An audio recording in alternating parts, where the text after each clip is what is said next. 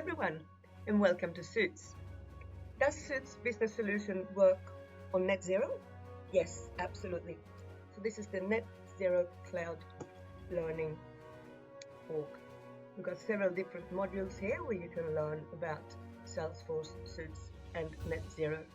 In net zero itself, we haven't yet configured the carbon footprints, but that will come soon. This is Suits Business Solution, the first of its kind in the legal industry, combining Suits and net zero cloud together. Thank you so much for watching this demonstration.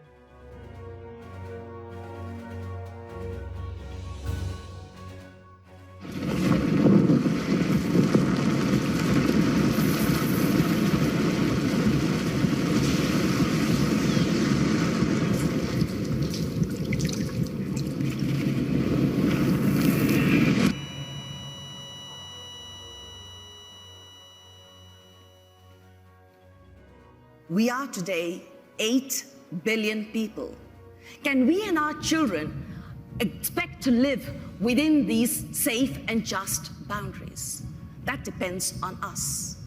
As scholars, we have pushed the envelope further in terms of both safety and climate, and we have made our science operationalizable. If we do nothing, if we do the minimum at this pivotal moment in our history, then we and our children, even if we are rich, will live in the danger zone. But if we business people, if we governments, citizens, cities, if we take action today, then we and our children will have a future worth looking forward to. Dear friends, scientifically, this is not a climate crisis. We are now facing something deeper. Mass extinction, air pollution, undermining ecosystem functions, really putting humanity's future at risk. This is a planetary crisis. Dear colleagues, friends, we're taking colossal risks with the future of civilization on Earth. We're degrading life support systems that we all depend on. We're actually pushing the entire Earth system to a point of destabilization, pushing Earth outside of the state that has supported civilization since we left the last ice age 10,000 years ago. This requires a transformation to safe and just Earth system boundaries for the whole world economy. The question is, why? These are the 16 tipping elements, the large biophysical systems that we have scientific evidence that regulates the state of the entire climate system on Earth. 9 of these 16 are showing signs of instability. Push them too far, and they will shift over from supporting humanity to starting to undermine humanity. 4 of these are showing scientific evidence of now being at risk already at 1.5 degrees Celsius.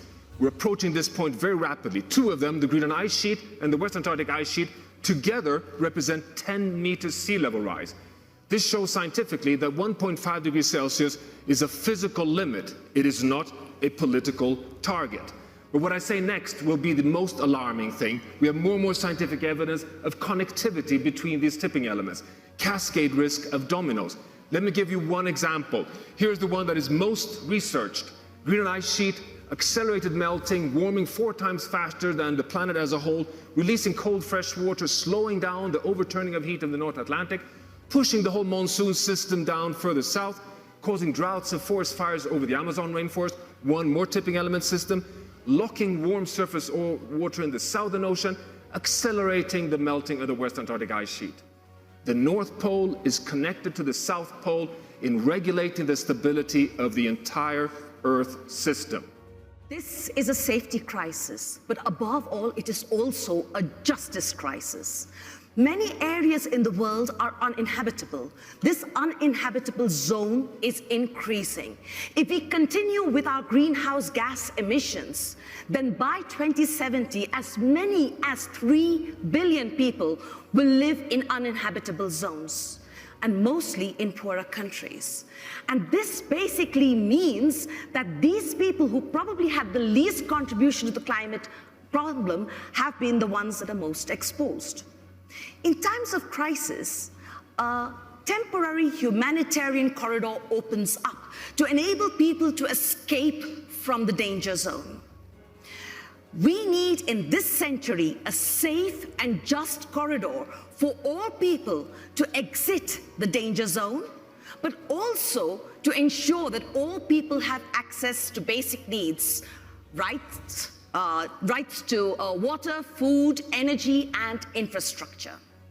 This is a key question for scientists. Can we quantify safe and just Earth system boundaries or an Earth system corridor? In 2019, the Global Commons Alliance created the Earth Commission to answer this question. They invited natural and social scientists to push the boundary of science to discover an answer. 3 years later, we believe that we have quantified safe and just boundaries for the different domains.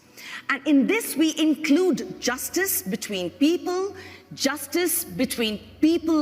within generations, and justice between people and nature. We can say with certainty that if we do not include justice, then we will all be living in the danger zone.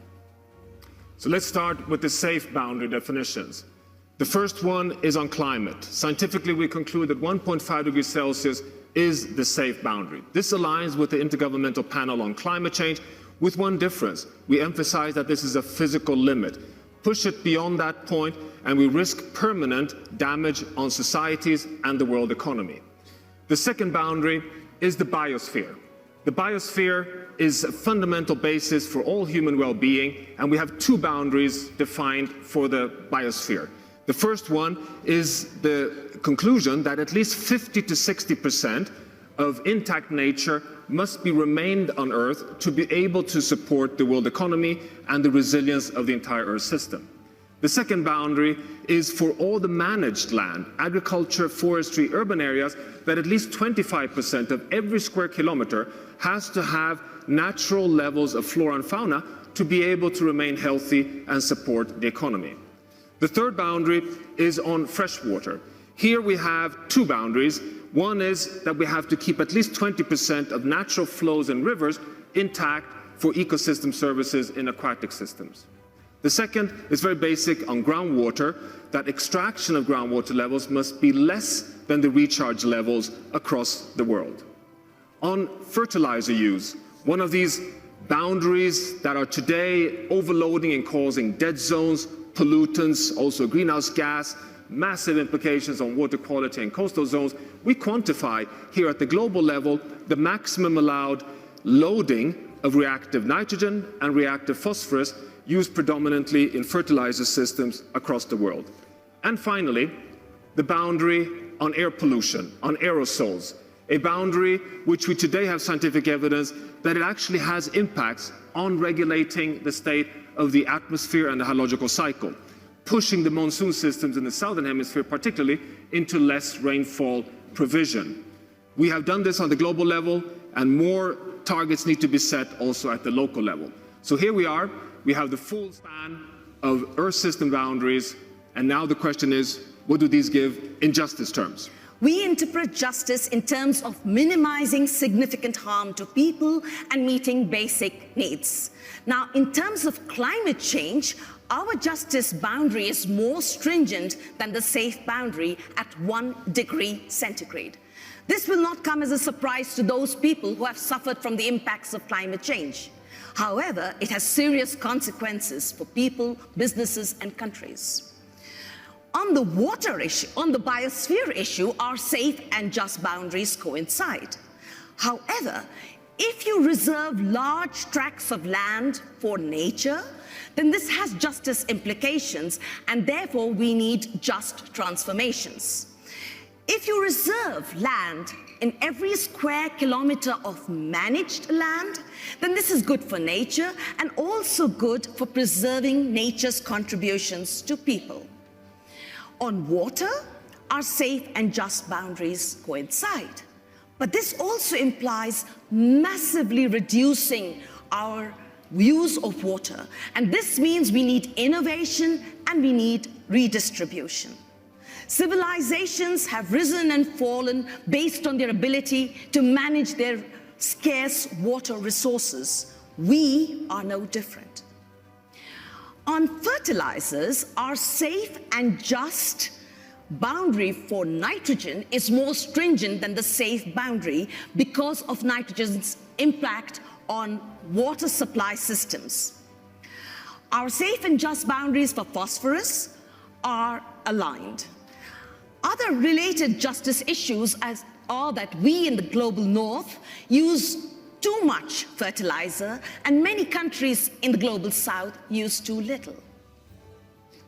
On aerosols, the just and safe targets align at the global level, but we have complemented that with a local level target in order to ensure that we avoid the millions of deaths that take place annually every year today. Meeting minimum needs within these Earth system boundaries will require just transformation, innovation, and redistribution. Johan, are we still within the safe and just corridor? So here comes the final verdict of the scientific assessment we have done. So we are today concluding that we're outside even of the just boundary on climate, and within the next decade we are at risk of pushing ourselves outside of the safe boundary of 1.5 degrees Celsius. This is a really deep concern for humanity on the climate agenda. On the biosphere, we're also outside of the safe and just boundaries, which is already recognized in the Kunming and Montreal CBD 15 of the necessity of halting and reversing the loss of biodiversity by 2030, which entirely aligns with the Earth Commission's assessment that we now need to keep 50 to 60% of the Earth's surface intact. This means, from now onwards, zero loss of intact nature across the world economy. When it comes to water and nutrients, we're outside, well outside of the safe and just boundaries, and need a rapid transition on justice and safety in the food system in particular.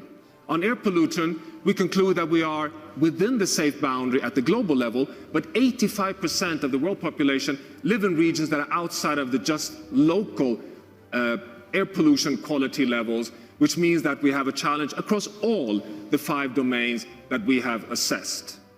We are thus dangerously beyond the safe and just boundaries and are thus unable to avoid the tipping points as well as the widespread ecological injustices today and in the future. But there are amazing people worldwide that are working to protect the local to global commons. The next step is to involve businesses, countries, cities, and people worldwide to accept Earth system boundaries and the just transformations we need to live within these boundaries. Thank you. Thank you very much.